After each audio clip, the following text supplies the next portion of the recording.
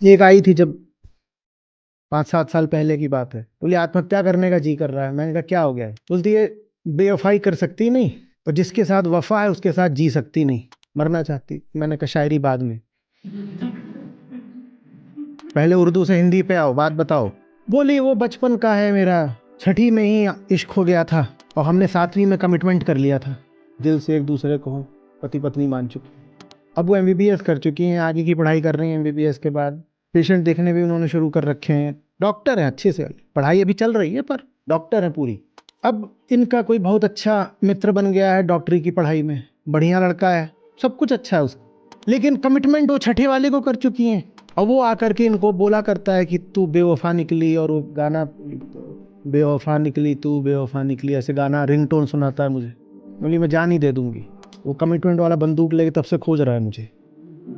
समझ ही गए हो कि मैंने क्या सलाह दी।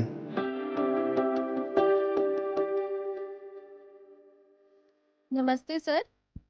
मुझे आपकी बातें सच लगती हैं, लेकिन जो बातें मैं पहले से ही जानती हूँ कि जो सच हैं, सही हैं, मुझे आपकी बातें उन बातों से खिलाफ लगती हैं। तो ऐसे कैसे हो रहा है कि जो मैं पहले से जानती हूँ, वो बातें आपकी बातों से मेल नहीं खा रही हैं? और यही कारण भी है कि मैं आपकी बातें सुनती तो हूँ, पर पूरी तरह से स्वीकार नहीं कर पाती हूँ। हम स्वयं को समझें, उस अर्थ में आज की बात बड़ी महत्वपूर्ण है, उपयोगी।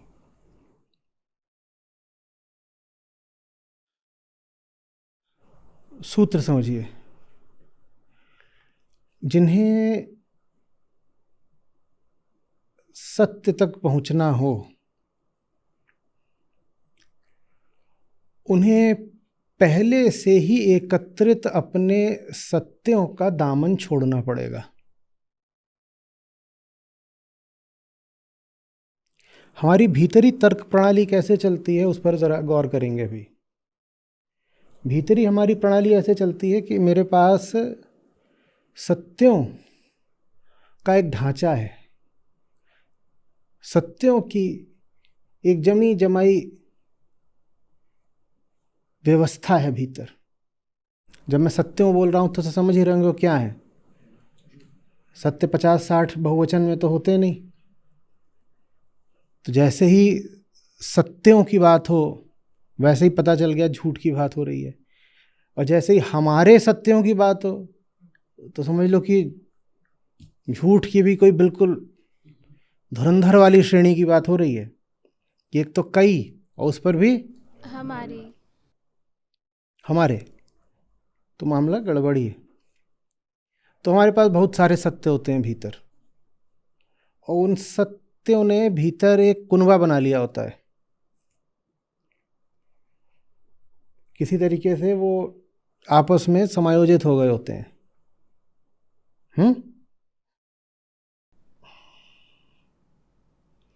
बोला था खिलौने बढ़ा दो, पर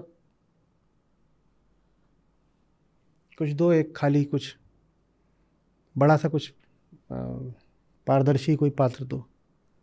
अच्छा गिलास ही दो, एक बड़ी सी गिलास लेके आओ कांच की। भाग के जाओ बिल्कुल, कुछ नहीं मिला। मिला सर।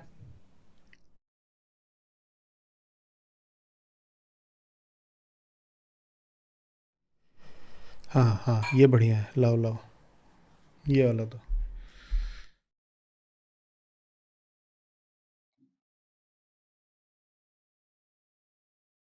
ठीक, ये क्या है? ये खोपड़ा। ठीक, ऐसे। ये क्या है? खोपड़ा। ये क्या है? S1,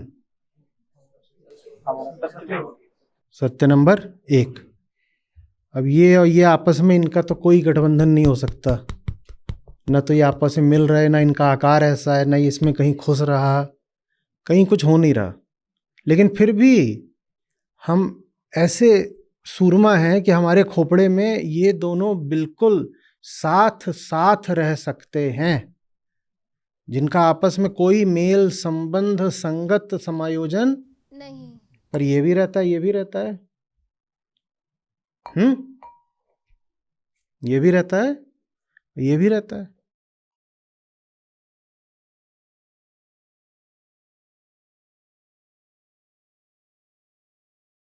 ठीक है ना। मैं बहुत प्रेमी आदमी हूं, मैं बहुत प्रेमी आदमी हूं। ये क्या है? S1। अगर कोई मुझे मिल गया फलाने धर्म का, जात का या फलाने मुल्क का, मुंह तोड़ दूंगा उसका। और ये दोनों बातें एक ही खोपड़े में एक साथ रहती हैं। गजब अजूबा है। हमारा ही खोपड़ा है ये। कोई नहीं होगा जो ये ना बोलता हो कि मैं बड़ा, और कोई ना हो जो ने बोलता हो ये समझ लो ये न्यूक्लियर बम है। कोई ना हो जो ना बोलता हो कि वो मिल तो जाए फलानी जात का, उस पर ये बम गिराऊंगा। पर ये दोनों बातें साथ साथ रहती हैं, हमें नहीं दिखाई पड़ता कि ये दोनों साथ साथ नहीं रह सकती। ये दोनों परस्पर विरोधाभासी हैं, साथ साथ कैसे? पर हम रख लेते हैं। भाई तीसरी, इसको भी धर लिया, इसको भी धर लिया। और ये है नुन्नू। मुझे छोटे बच्चे बहुत अच्छे लगते हैं। और ये क्या? ये खरगोश का छोटा बच्चा, लिपस्टिक लगा ली जो इसके खून से तैयार है, ये भी रह रहा है इसमें। ये क्या है? अपना छोटा बच्चा, ये खरगोश का छोटा बच्चा। और मस्त अपना यहाँ लिपस्टिक लगा के घूम रही है जो इसी से तैयार हुई है, इसके छोटे बच्चे को। और सब साथ में रह रहा है, ये भी रह रहा है, ये भी रह रहा है। ये आपस में तो कुछ भर भर गया, जब भर ये भी रह, सब कुछ एक ही खोपड़े में घुसा हुआ है। ये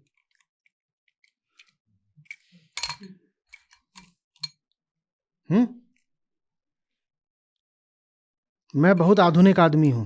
ये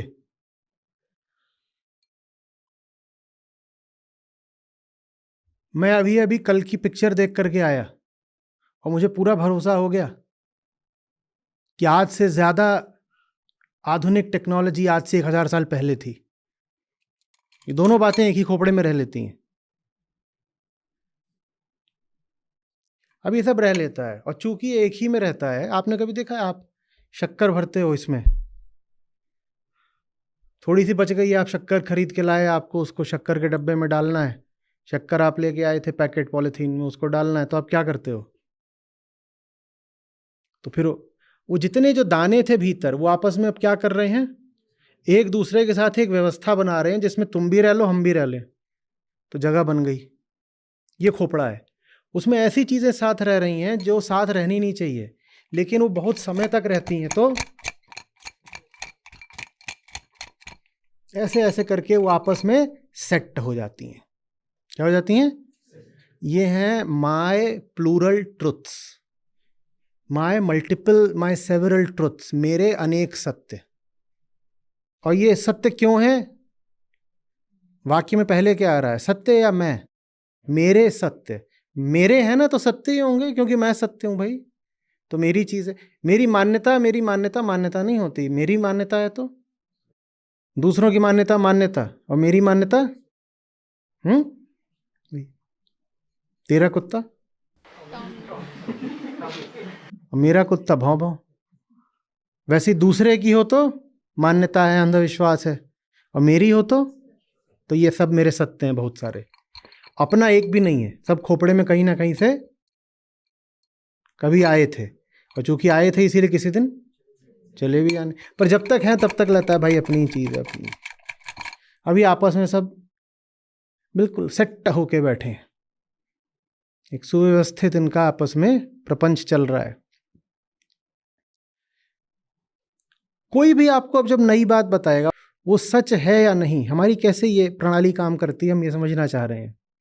इसका साइकोलॉजी में कुछ नाम होता है, क्या नाम होता है वो आप खोज के लाएंगे, पर जो नाम होता है उसको मैं बिल्कुल ज़मीनी तरीके से आपको बता रहा हूं कि मन नई सूचनाओं को पुरानी के साथ कैसे रिकंसाइल करता है। समझ रहे हो बात को? तो अब आचार्य उन्होंने कोई एक नई बात बोली, वो नई बात मुझे स्वीकार करनी है कि नहीं, वो मैं ऐसे नहीं देखूंगा कि वो बात कैसी है, मेरे पास जैसे कोई निर्मल स्वच्छ मौलिक दृष्टि है ही नहीं ये देखने की कि वो जो बात बोली गई वो बात कैसी है। मैं उस बात का आकलन ऐसे करता हूं कि वो जो बात है इनके साथ, ठीक वैसे जैसे RWA होती है, उसमें पहले ही घुस गए बस। एक सोसाइटी है, उसमें 100 हैं अपार्टमेंट, उसमें वो 90 पहले ही घुस के बैठ गए। अब वहां पे कोई घुस सकता है कि नहीं, ये कौन तय करता है? जो पहले ही घुस के बैठ गए। जो पहले ही घुस के बैठे, उन्होंने बस इतना करा है कि वो पहले घुस गए। ऐसा नहीं कि उनमें भी कोई मौलिकता है, बस वो they were the first to move इन।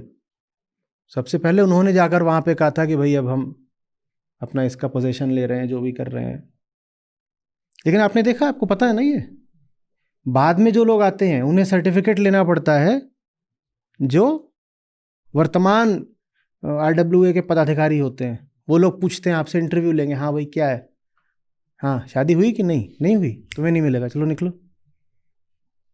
ऐसा ही होता है ना। तो वैसे ही यहाँ भी होता है। जो मान्यताएं आपने पहले ही पकड़ रखी हैं वो तय करती हैं कि बात स्वीकार होगी कि नहीं होगी। फंस गए। माने अगर पहले कचरा आगे बैठ गया तो कचरा अब सत्य को वीटो करता चलेगा। तो इसीलिए मनुष्य जन्म से ही अभागा होता है, क्योंकि मनुष्य का पहला साक्षात्कार, पहला परिचय सत्य से तो होना नहीं है। पहला किससे होगा? फूफी से।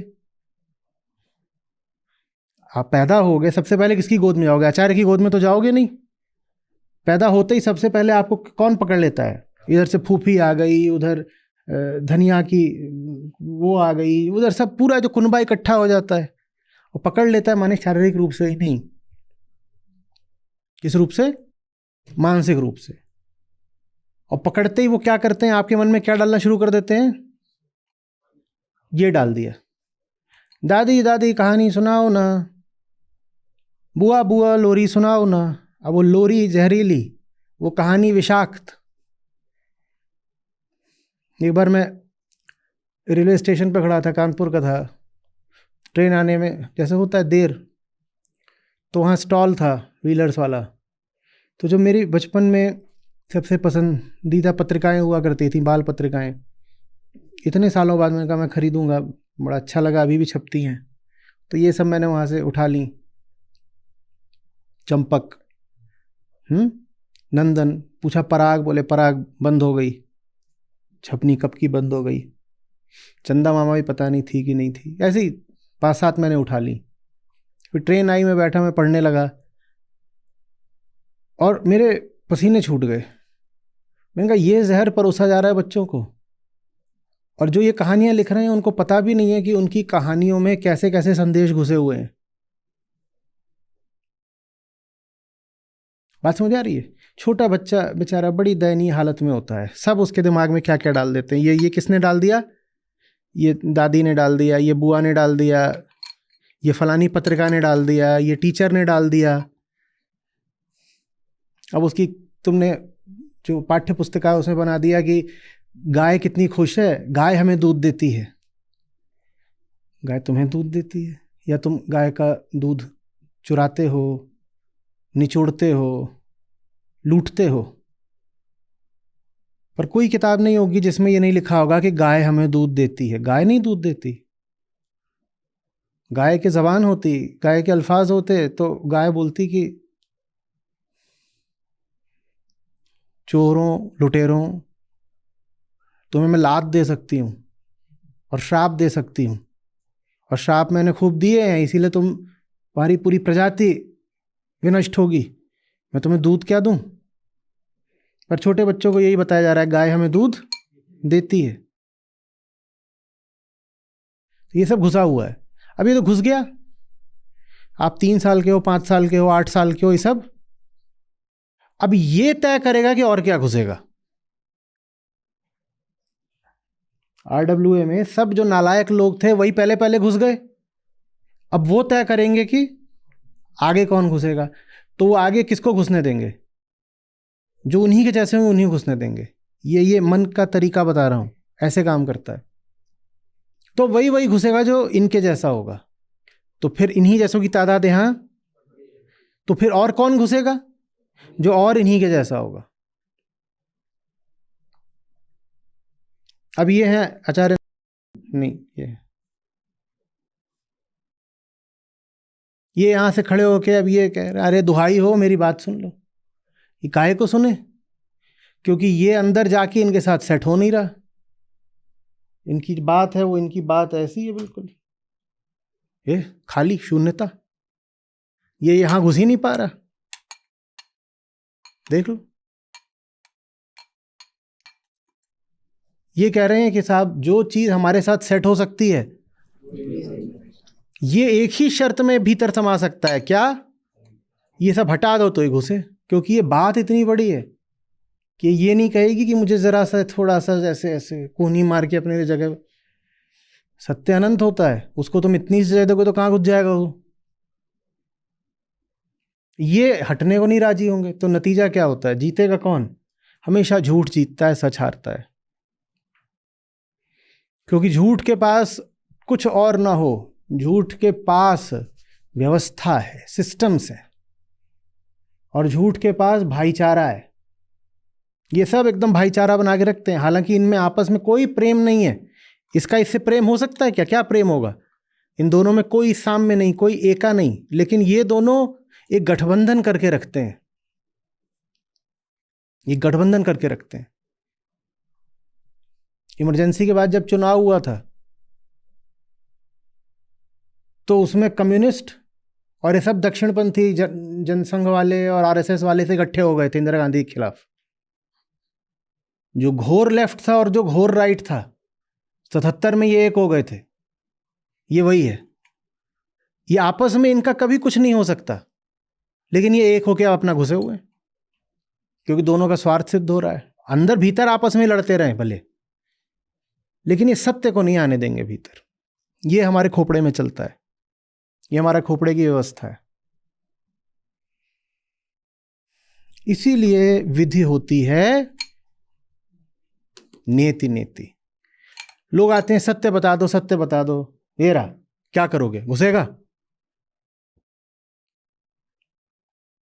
खाली करने को तैयार नहीं है। वहां तुम बोलते हो देखो ये तो पुराने लोग हैं ना, इनको कैसे निकाल दें?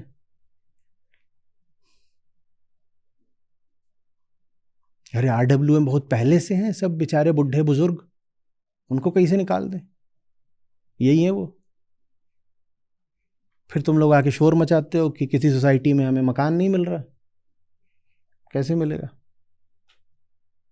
जो बैठे हैं नियम तो वो तय करेंगे ना। ये बैठे हैं पहले से, ये नियम तय करते हैं। कितनी अजीब बात है, आपकी मान्यताएं वो नियम तय करती हैं जिन पे सत्य को तौला जाएगा। मान्यता तराजू है, सत्य तौला जा रहा है। गजब हो गया। मान्यता तराजू है, सत्य तोला जा रहा है।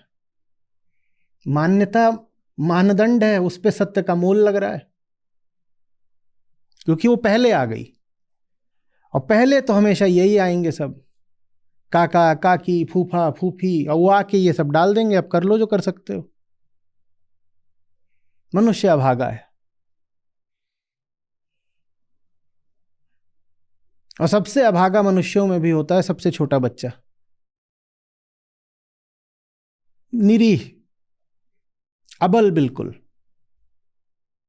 कोई उसका अधिकार नहीं कि तुमने उसको क्या बता दिया, क्या सुना दिया, क्या उसके भेजे में डाल दिया। जो बोल दोगे वही मान लेगा बेचारा, उसको क्या पता।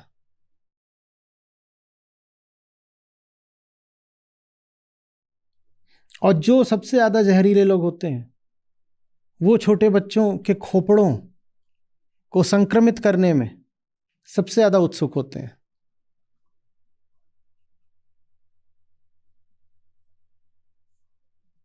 सबसे ज्यादा जो ऐसे होते हैं कि जिनको किसी भी छोटे बच्चे से 500-500 मीटर दूर रखा जाना चाहिए, वो सबसे ज्यादा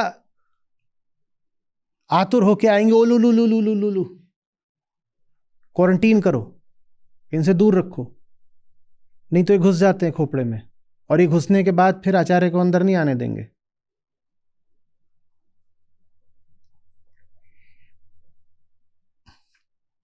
और कोहैबिटेशन नहीं हो सकता, सह अस्तित्व संभव नहीं है। ये और ये भीतर एक साथ नहीं रह सकते। जो आप लोग अक्सर शिकायत किया करते हो ना, आचार्य जी बातें नहीं समझ में आती, बातें नहीं समझ में आती, वही बात है। आचार्य जी की बात कहाँ समझ में आएगी? ये सब बैठे हुए हैं भीतर, जब तक ये निकालोगे नहीं तब तक मेरी कोई बात समझ में नहीं आएगी। नहीं तो जितना सरल, जितना ग्रैनुलर, जितना सुपाच्य मैं बात को करके आपको बता रहा हूं, पूरी विनम्रता से कह रहा हूं, ऐसा इतिहास में कभी कभार ही हुआ है। इतना अगर मैं उसको सुपाच्य करे दे रहा हूं फिर भी आपको पच नहीं रहा, तो इसका मतलब है कि आपका मुंह पहले ही भरा हुआ है। कोई मुंह में पूड़ी या हलवा भर के बैठा है पूरा भरभरा के, और मैं उससे कह रहा हूं लो पियो, और वो बोले ये पच नहीं रहा, ये पच नहीं रहा। तो असली बात क्या है? असली बात ये कि बेटा तेरा मुंह खुल ही नहीं रहा, क्योंकि मुंह पहले ही, मुंह खुल गया होता तो ये पच गया होता, क्योंकि ये इतना ज्यादा हल्का है। ये पथ्य है। पथ्य समझते हो क्या होता है? बीमारों को दिया जाता है। ये पथ्य है, ये ना पचे ऐसा हो नहीं सकता। मेरी बात किसी को समझ में ना आए ये हो नहीं सकता। वो सब लोग जो कम्युनिटी पे शोर मचा रहे, हाय हाय नंबर नहीं आ रहे, हाय हाय बड़ा कठिन प्रश्न पत्र आचार्य जी ने बना दिया। मैं सच बोलता हूं, मुझे झटका लग जाता है जब आप बोलते हो कठिन है। उसमें कुछ भी कठिन नहीं है, सब सहज है। सुन पाए होते तो कब का आपने सही उत्तर ही चुने होते, पर कैसे चुनोगे? ये बैठे भीतर, और ये एक साथ तो सच हो नहीं सकते। तो ये भीतर प्रवेश ही नहीं करने पाता। मेरे तो कर गया, और बढ़िया है, पच भी जाता है।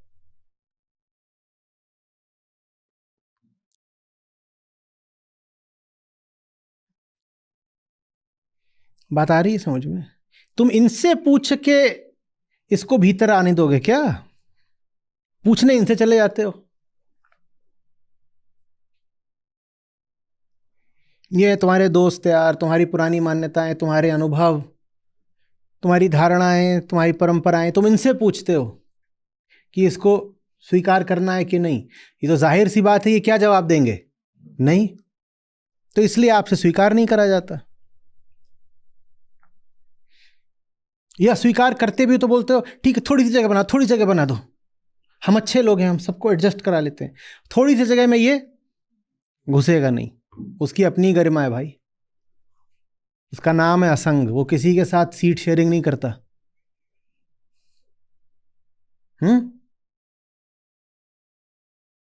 एक तो तुम जनरल का डब्बा, उसमें भी पूरा कुनबा, और उसमें उसको बोल रहे हो कि ये आए हैं सत्य महाराज, इनको भी थोड़ी जगह दे तो घुसेंगे ही नहीं उस डब्बे में। तभी जाते हैं जब उनके लिए पहले ही राजा वाली सीट आरक्षित हो, वो तब जाते हैं। जहां पे ऐसे भीड़ भड़क्का और ये सब धुन्नु झुन्नु चल रहा होता है, वहां वो घुसते ही नहीं। नीति नीति समझ में आ रहा है व्यवहारिक रूप से?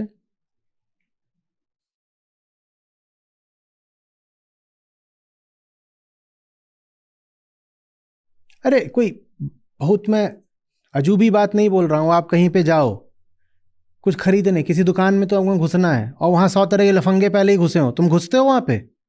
तो वैसे वही बात है, 100 तरीके के लफंगे यहां बैठा रखे आध्यात्मिक रूप पे। तुम कहोगे कि नहीं फूफी लफंगी नहीं है, अध्यात्म की दृष्टि से है। आचरण और नैतिकता और सदाचार की दृष्टि से नहीं होगी, पर अध्यात्म की दृष्टि से जो भी व्यक्ति असत्य में जीता है वो लफंगा है। और जैसे आप नहीं घुसते हो लफंगों से भरी किसी दुकान में, आप किसी रेस्टोरेंट में खाना जाओ, वहां पाओ कि 10 बैठे हुए हुड़दंग हो हा कर रहे हैं, वहां घुसोगे? कहोगे यार आगे देखते हैं, कहीं और जाएंगे।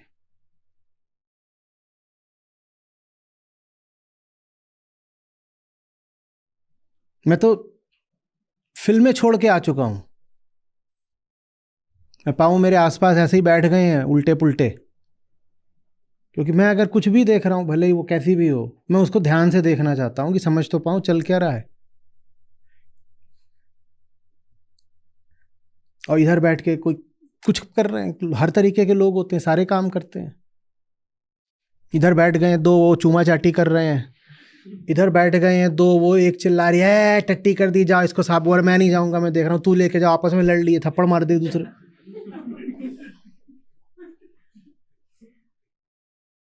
इधर से चाटे की आवाज है, इधर से चाटने की आवाज आ रही है। समझ में नहीं आ रहा, सुने तो सुने क्या। तो मैं उठ के ही चला आता हूं, मैं कहता हूं देखनी ही नहीं है। ऐसी जगह पे होने का क्या फायदा। ऐसों से ही हमारा ये सिनेमा हॉल भरा हुआ है। कहीं चाटा चल रहा है, कहीं चाटना चल रहा है। वहां सत्य नहीं घुसेगा।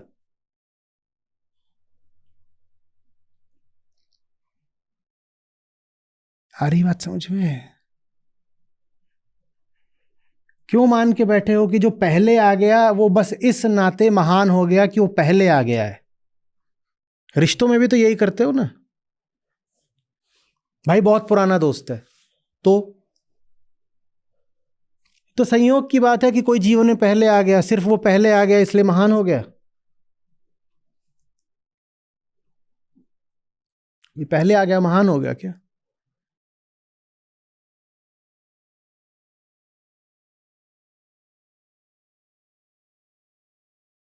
एक आई थी, जब समय होता था और व्यक्तिगत मुलाकातें कर लेता था, 5-7 साल पहले की बात है। बोली आत्महत्या करने का जी कर रहा है। मैंने कहा क्या हो गया? बोलती है बेवफाई कर सकती नहीं, और जिसके साथ वफा है उसके साथ जी सकती नहीं, मरना चाहती। मैंने कहा शायरी बाद में, पहले उर्दू से हिंदी पे आओ, बात बताओ। बोली वो बचपन का है मेरा, छठी में ही इश्क हो गया था, और हमने 7वीं में कमिटमेंट कर लिया था। छठी में इश्क हो गया था और 7वीं में हो गया था बिल्कुल। दिल से एक दूसरे को हम पति पत्नी मान चुके हैं। अब वो एमबीबीएस कर चुकी हैं, आगे की पढ़ाई कर रही हैं। एमबीबीएस के बाद पेशेंट देखने भी उन्होंने शुरू कर रखे हैं। डॉक्टर हैं अच्छे से, पढ़ाई अभी चल रही है पर डॉक्टर हैं पूरी। उम्र भी हो गई है अच्छी,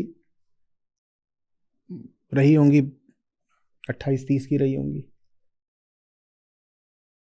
अब इनका कोई बहुत अच्छा मित्र बन गया है डॉक्टरी की पढ़ाई में। इनके अनुसार वो हर तरीके से सुयोग्य है, बढ़िया लड़का है, सब कुछ अच्छा है उसका। लेकिन कमिटमेंट वो छठे वाले को कर चुकी हैं।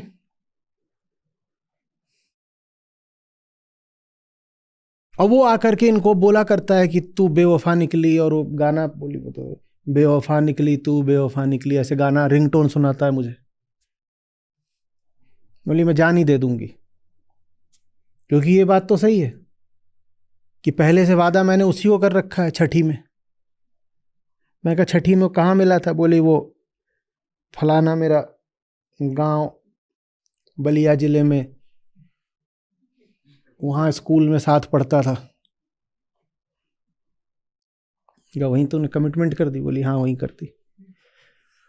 उनका काइड हो रही है? बोली क्योंकि पहले तो उसी के साथ कर दिया ना।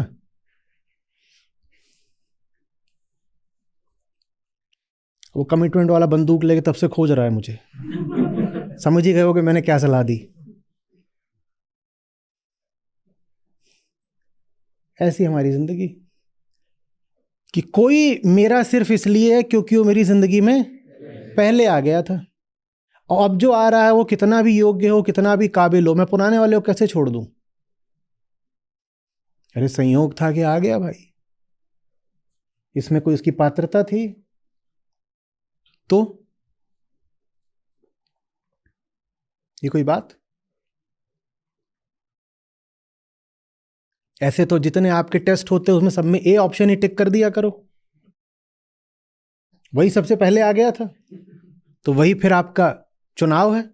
जो पहले आएगा वही चुना जाएगा, कोई दिक्कत ही नहीं। इतना बड़ा काहे को यूपीएससी अगर एग्जाम लेते हैं, जिसका रोल नंबर 1 हो उसको रैंक 1 दे दो। जिसने सबसे पहले फॉर्म भर दिया वही रैंक 1 रहेगा, जो पहले आ गया वही चलेगा। हमारा ऐसा ही रहता है। ये सब हमारे बचपन के यार दोस्त हैं, इनसे हमारा ऐतिहासिक रिश्ता है। ये सबसे पहले आए थे।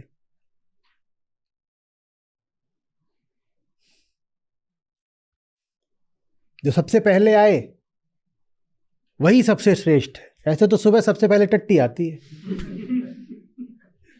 तो दिन भर उसी में नहाओ।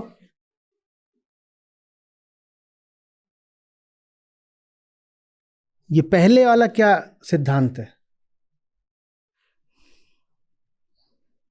और जितने भी चुनाव तुम पहले पहल करोगे, ज्यादा संभावना यही है कि वो गलत ही होंगे। The man of truth has to be perpetually disloyal to the world. बेवफा होना बहुत जरूरी है। या तो सत्य से वफा कर लो, नहीं तो ये पहलेबाजी का खेल खेलते रहो। अब ये जो मैंने आपको बोला, ये किसी अच्छे विद्वान की उक्ति है। किसकी है खोज के लाइएगा। बिल्कुल इन्हीं शब्दों में नहीं है, पर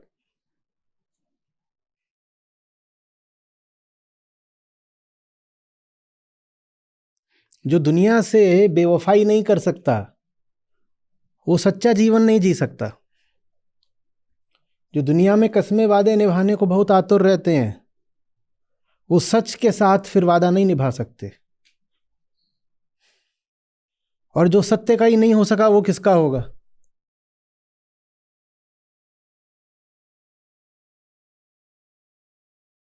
पुराने कपड़े वही पहनो, जब पैदा हुए थे जो पहली चड्डी मिली थी वही आज तक पहन के घूमना, क्योंकि सबसे पहले जिंदगी में वही आई थी।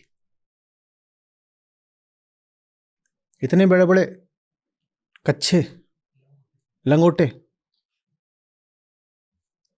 क्यों बेवफाई दिखा रहे हो भाई? काय को छोड़ रहे हो? सबसे पहले तो वही आए थे।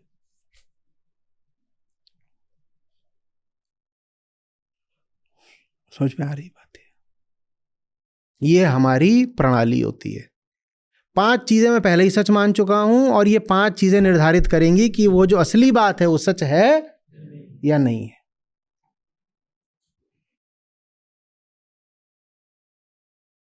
इनको वीटो दे दिया। ये P5 है सिक्योरिटी काउंसिल के, और अब किसी को घुसने नहीं दे रही है। वहां ऐसे ऐसे बैठे हुए हैं जिनकी आज कोई बहुत अब न शक्ति है न महत्व है। जैसे फ्रांस वहां बैठा हुआ है, जैसे ब्रिटेन बैठा हुआ है। 1945 में काहे को घुस गए? क्योंकि उस समय जर्मनी से लड़े थे। चीन काहे को घुस गया? क्योंकि जापान से लड़ा था। जो हारे थे उनके खिलाफ जो जो लड़े थे वो घुस गए। जापान को हराने में चीन का योगदान, जर्मनी को हराने में रूस का, ब्रिटेन का, फ्रांस का योगदान, और अंत में जापान को निस्तनाबूद करने में अमेरिका का योगदान। तो ये 5 घुस गए अंदर। अब ये 5 घुस के बैठे हैं। अब भारत और ब्राजील जैसे देश, अरे हमें भी आने दो, ये काहे को घुसने दे? जो पहले घुस गया वो बाद में और किसी घुसने नहीं देता। जैसे रेल का डब्बा, ठसाठस भरी बस देखी है, जो घुस जाते हैं पहले तो उन्हें घुसने नहीं दिया जाता, पर अगर वो घुस गए तो फिर और किसी को नहीं घुसने देते। ये मन है।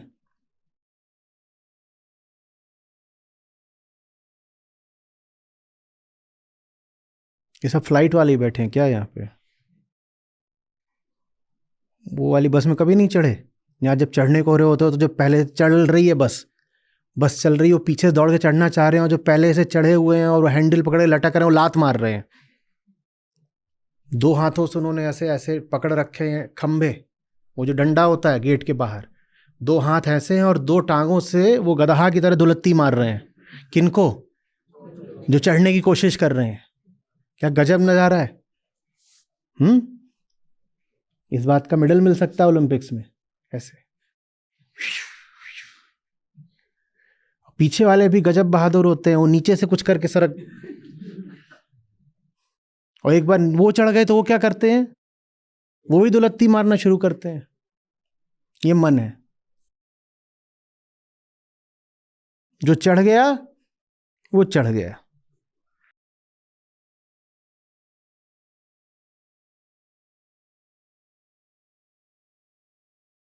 नहीं समझ में आ रहा, भारी लग रहा है। मैं तो हल्का, मैं तो पी गया।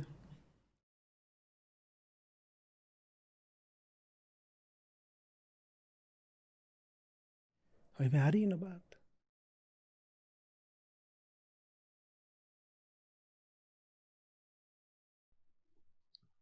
ये बात हमारी सब व्यवस्थाओं में दिखाई देती है। इसको बोलते हैं the tendency to consolidate and be secure.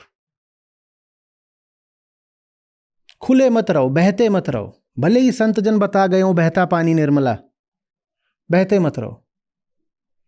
जिसको भीतर बुलाना उसको भीतर बुला के दरवाजा बंद कर लो।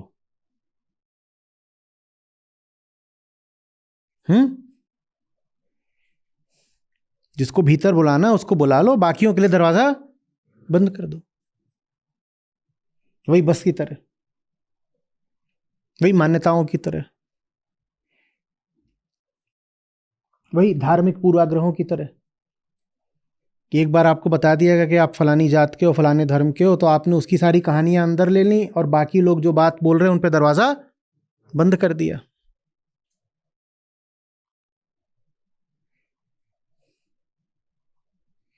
या जैसे आयोजित विवाह की परंपरा होती है, एक को अंदर ले लो, हम दिल दे चुके सनम, बाकियों को बोल दो ये तो बताओ कि तुम मेरे कौन हो। उनसे कोई रास्ता नहीं अब, क्योंकि अब सब परंपरावादी बड़े नाराज हो जाएंगे, बोलेंगे ये कहना क्या चाह रहे हैं, ये बहते रहो से आशय क्या है आपका, खुल के बताइए। मैं काय को बताऊं, कल्पना तुम्हारी ज्यादा दौड़ती है, तुम दौड़ाओ। मुझे तो जो कहना था और मैंने बस उतना ही कहा है जितना मैंने कहा है, आगे की कल्पना सब तुम्हारी है।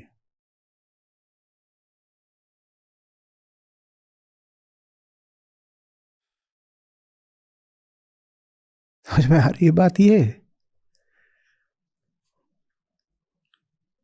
सिन मिंग है, बिल्कुल उपनिषद है, बिल्कुल उपनिषद।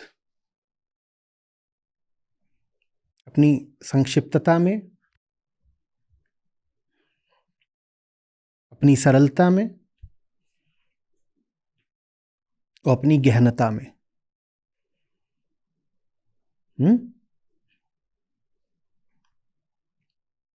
उसमें से अपनी पसंदीदा बात लिखिएगा।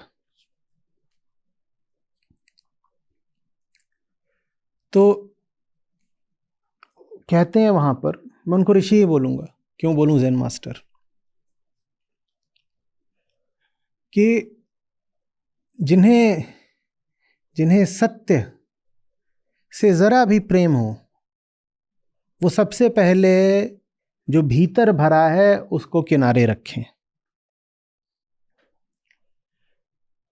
If you want the truth, keep your likes and dislikes aside.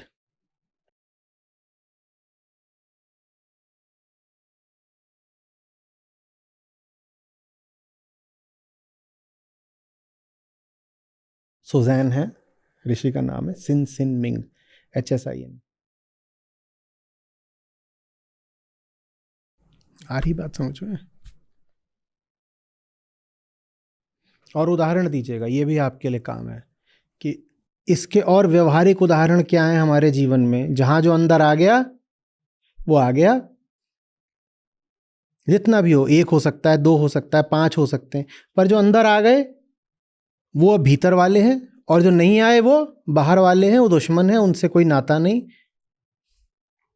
वो पराए हैं।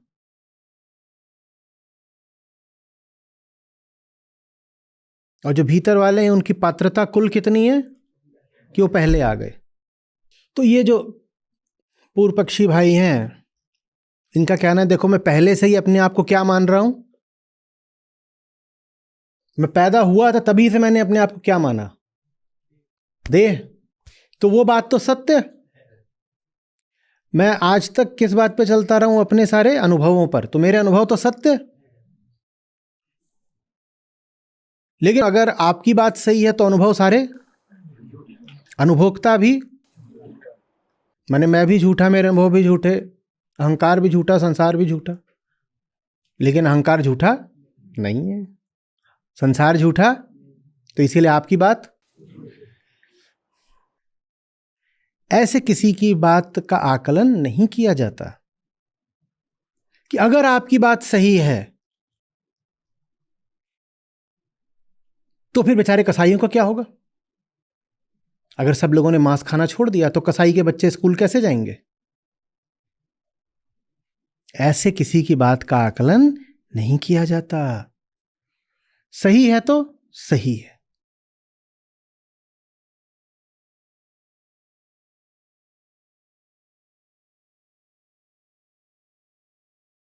क्या एक आप ही सही बोल रहे हैं? क्या हमारे बाप दादे सब बिल्कुल नादान थे? हो सकता है। क्यों मान के चल रहे हो कि नहीं थे? क्यों मान के चल रहे हो? बिल्कुल हो सकता है। पर तुमने पहले ही मान रखा है कि उन्होंने जो बोला वो सही है। अब उन्होंने जो बोला अगर सही है तो फिर ये जो मेरी बात है ये तो भीतर पहले से ही किसी इस बात को सही मान लोगे तो फिर जो सही बात है उससे हमेशा वंचित रह जाओगे।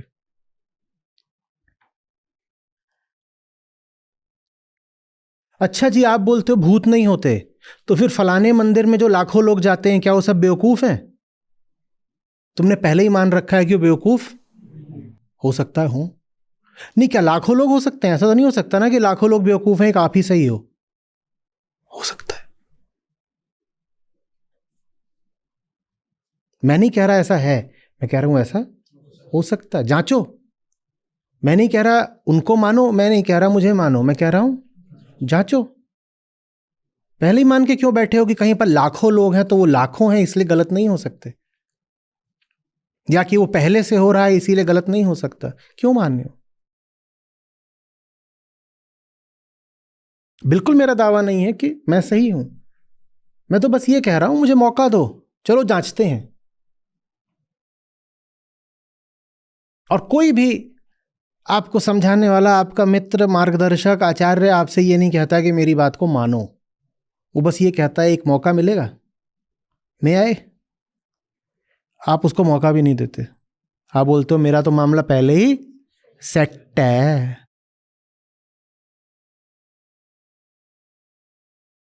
नमस्कार आचार्य जी, मेरा नाम नितिन कुमार है। सत्र से रिलेटेड मेरा प्रश्न कुछ इस प्रकार है कि जितने भी साइकोलॉजिकल बायसेस होते हैं, जैसे कि कंफर्मेशन बायसनेस, फोमो, बहुत अच्छा, एक्स वाई जी, बहुत बढ़िया। अब ये जितने भी बायसेस हैं, ये बचपन से लेके अभी तक इनके बारे में जानने के बावजूद भी हम इसके शिकार बनते रहते हैं। क्या मार्केटिंग के पर्पज से कह लें? बायस को नहीं जानना ना, भीतर बायस है उसको जानना है। सबसे पहले तो ये बहुत अच्छा इन्होंने मुद्दा उठाया। कितने तरह के बायस होते हैं ये आप खोज के आज लिखेंगे कम्युनिटी पे। साइकोलॉजिकल बायस लिखेंगे, माने नहीं लिखोगे तो जानते ही हो परसों नरसों फिर से परीक्षा है, 7 प्रश्न डाल दूंगा इसी पे, फिर रोते रहना। जी, तो क्वेश्चन बेसिकली ये है कि इन बायसेस से बाहर निकलना पॉसिबल भी है? वो उनको अपने भीतर ऑपरेट करता देखना होगा ना। बिकॉज ये जो ऑपरेशन है, नीति नीति का ही प्रोसेस को हम ले लेते हैं। नीति नीति बाद में होगी। देखो नीति नीति करनी नहीं होती। नीति नीति ईमानदार अवलोकन का सहज फल होती है। कोई पहले से तय करके नहीं जाते हो कि तोड़ दूंगा, हटा दूंगा, नीति नीति कर दूंगा। देखा कि साफ किया। When the disease is unreal, the diagnosis is the cure. तो नीति नीति नहीं करनी होती, अवलोकन करना होता है। अवलोकन करने से नीति नीति अपने आप हो जाती है। ऐसे समझो।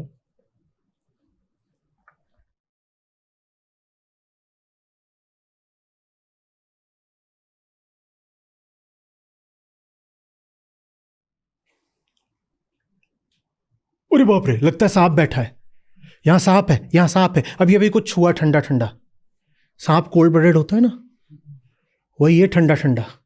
सांप है, यहाँ सांप है, यहाँ सांप है, यहाँ सांप है। मान्यता ये नहीं कहती कि ऐसा मुझे लग रहा है, मान्यता कहती है ऐसा। तो यहाँ सांप, यहाँ सांप। अब मुझे सांप को मारना है, नेति नेति। नेति नेति मैं कैसे करूंगा? सांप मिट गया, हो गई नेति नेति। कुछ करना नहीं, मैंने क्या करा बस। अब बताओ सांप कहाँ है? अब सांप है, बस हो गया। है, था नहीं ना। द डिजीज इज था नहीं, बस लग रहा है बाहर था। देख लो, मिट जाएगा। कमरे में भूत है, कमरे में, क्योंकि आवाज आ रही है, ठीक है, अंदर घुस जाओ, देख लो चूहा है। भूत का क्या हुआ? भूत मर गया कि नहीं मर गया? तो भूत की नीति नीति हो गई। कैसे? भूत को मारा, क्या करा? देख लिया। हाँ, आगे बोलो।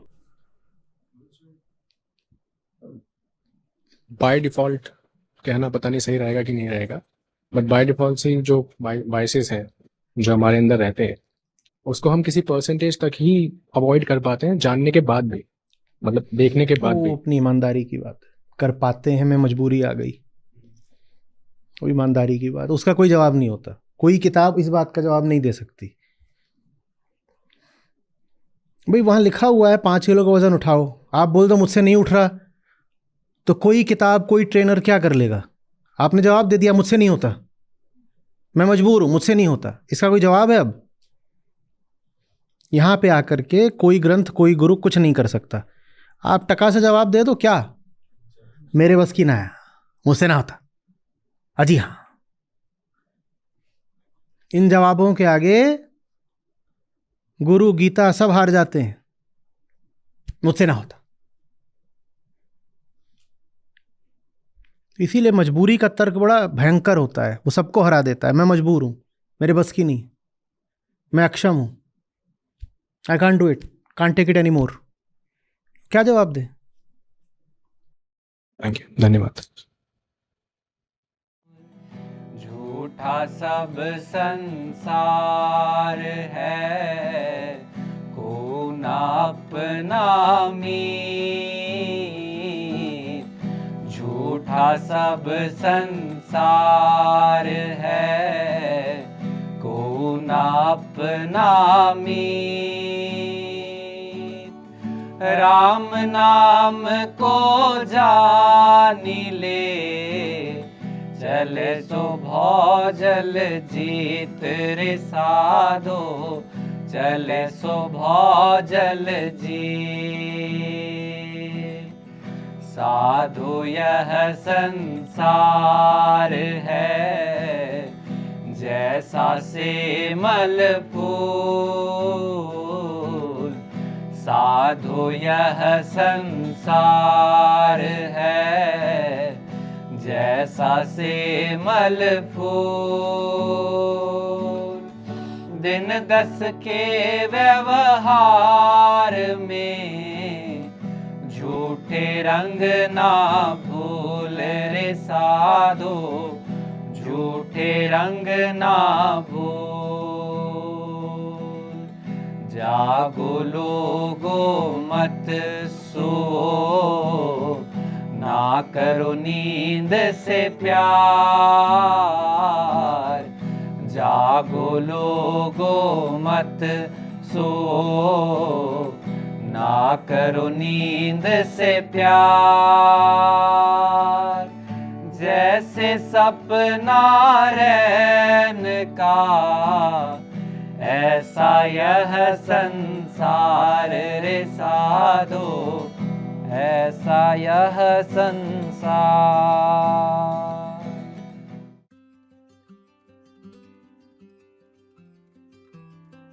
मैं आचार्य जी से 3 महीने से जुड़ी हुई हूँ। इससे पहले भी मैं YouTube पे उनका वीडियो सुनती थी, और मैंने पहले भी मतलब स्पिरिचुअलिटी में मुझे पहले से ही इंटरेस्ट था, अध्यात्म में।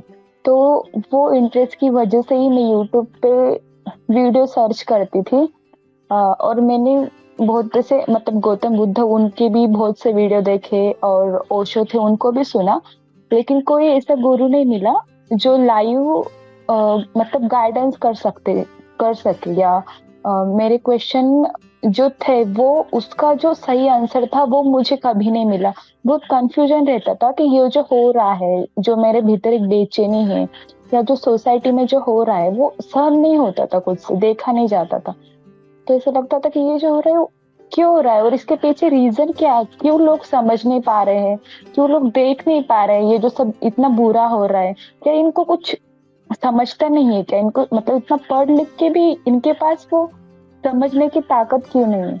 तो अभी जब मैंने जब से आचार्य जी को सुनना स्टार्ट किया, जब से गीता, वेदांत, संत सरिता सुनने का स्टार्ट किया और रिकॉर्डिंग भी मैं सुनती हूँ, तो उससे और मुझे ज्यादा क्लैरिटी आती है। भोगने को जो जिए बंद सब भोगे वही, कर्म फल जो मांगे नहीं, कर्म दंड वो लेता नहीं।